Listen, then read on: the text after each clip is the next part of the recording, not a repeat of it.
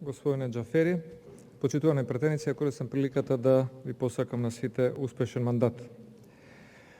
По однос на предлог точката за избор на председател на Собранието на Македонија, јас би сакал два аргументи да истакнам зашто нема да гласам за кандидатот Талат Џафери. Првиот аргумент е она искуство што го имавме од претходниот мандат. Споменато беше европското знаменце.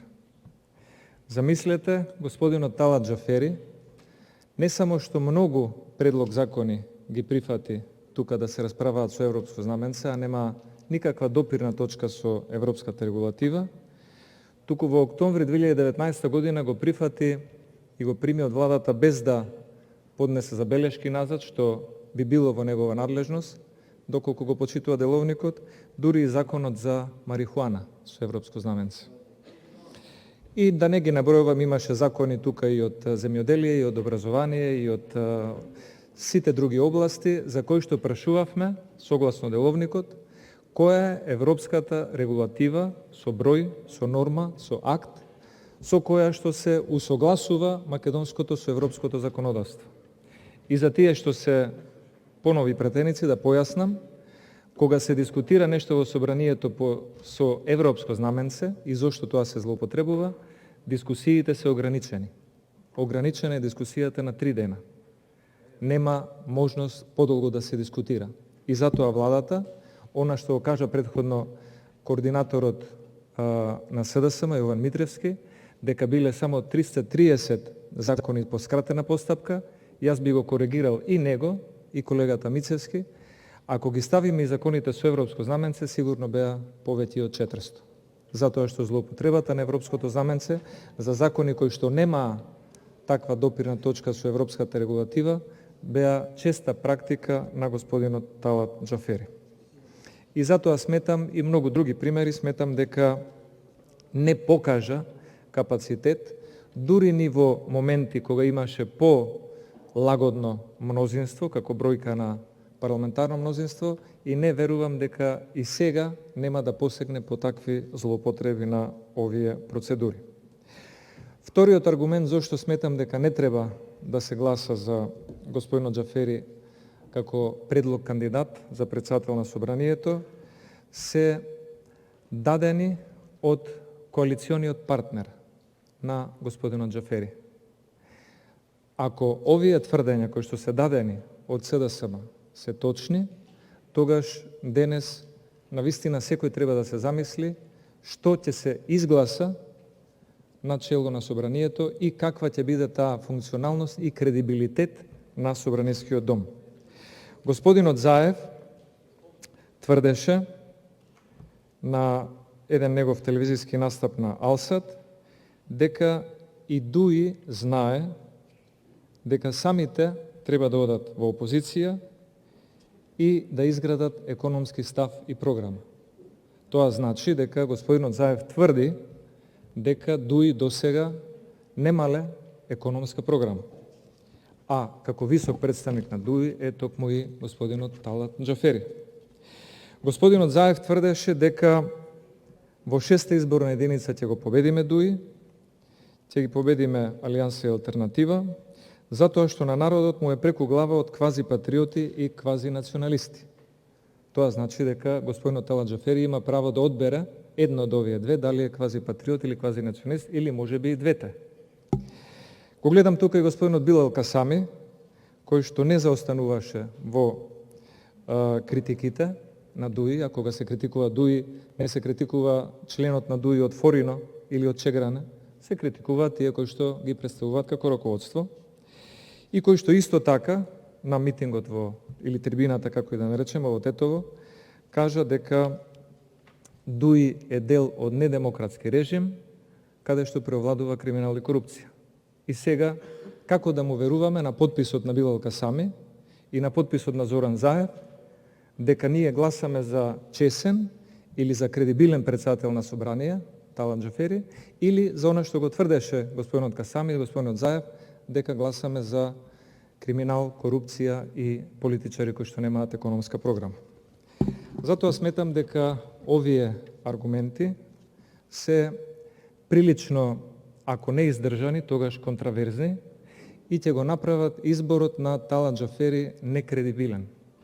Бидејќи ќе го гласаат луѓе кои што не само што не му веруваат, туку луѓе кои што го обвинуваат.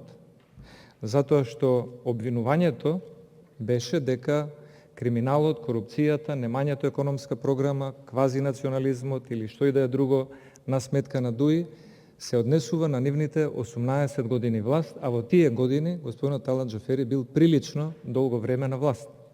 И како пратеник, и како министер за одбрана, и како председател на собрание, или пак треба да се доизјаснат челниците на СДСМ и да кажат дека не мислевме на Талат, Талат е чесен човек, има други корумпирани и криминални структури кои што би требало да ги посочат или во најмала рака да ја запознаат јавноста и нивното гласачко тело. Затоа сметам дека овие два аргументи, прво, немањето на демократски капацитет господинот Џафери да го почитува деловникот на што е обврзан во изминатите 3 години, и аргументите на Билал Касами и Зоран Заев дека се работи за корумпирани, криминализирани, квази националисти, се доволна причина денес господинот Џафери да не добие поддршка за избор на председател на собранието, или доколку ја добие, ќе треба да бидеме свесни дека ќе имаме прв човек на собранието без потребниот кредибилитет. И тоа кредибилитетот му го нарушиле тие кои што го гласале.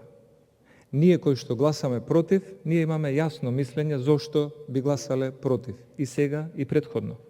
Но тие кои што ќе гласаат за, сметам дека ќе направат еден парадокс, да го изгласаш оној чиј што кредибилитет го негираш. Да гласаш за председател на собрание, тврдејќи дека доаѓа од партија која што нема економска програма и се занимава со криминал и корупција.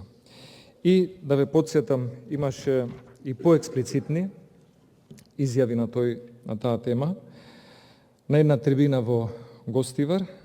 Не знам дали таму имаше говорник и мислам немам податоци за говорникот Беса, но имам податоци за говорникот од СДСМ, господинот Зоран Заев, кој што вика: ги слушам ДУИ и имам да им порачам, не може да ни продаваат такви филмови нам, тие не се борат за народот, туку се борат за власт и пари.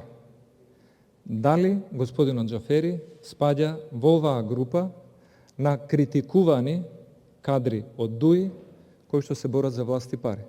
Или ако не е тој меѓу нив, тогаш барем нека се направи разграничување кого го смета господинот Заев за борец за власт и пари од ДУИ, а кого го смета за кредибилен политичар кој што може да биде носител на висока државна и јавна функција.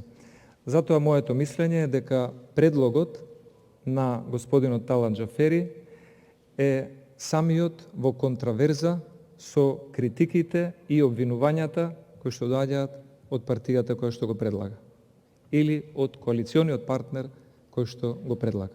И затоа сметам дека тоа ќе биде негов, но за жал, доколку биде избран, и собраниски хендикеп во самото работење на собранието. Ние ќе имаме собрание кое што ќе го раководи човек на кого што 40 пратеници од СДСМ или 32 пратеници од СДСМ, колку и да се наброи, не само што не му веруваат, туку аплаудираат на изјавите на нивниот председател дека се работи за корумпирана или криминогена структура. Затоа, почитувани пратеници, сметам дека собранието треба да го издигнеме на повисок пиедестал и предизборната реторика или ветувања да бидат нешто што ќе се остварува и после изборите, а со самото предлагање на Талат Џафери за председател на собранието после изборите се негира или може да се квалификува како неиздржана или лажна, манипулативна предизборната реторика на СДСМ и на Беса од предизборите. Толку би имал да кажам, благодарам многу.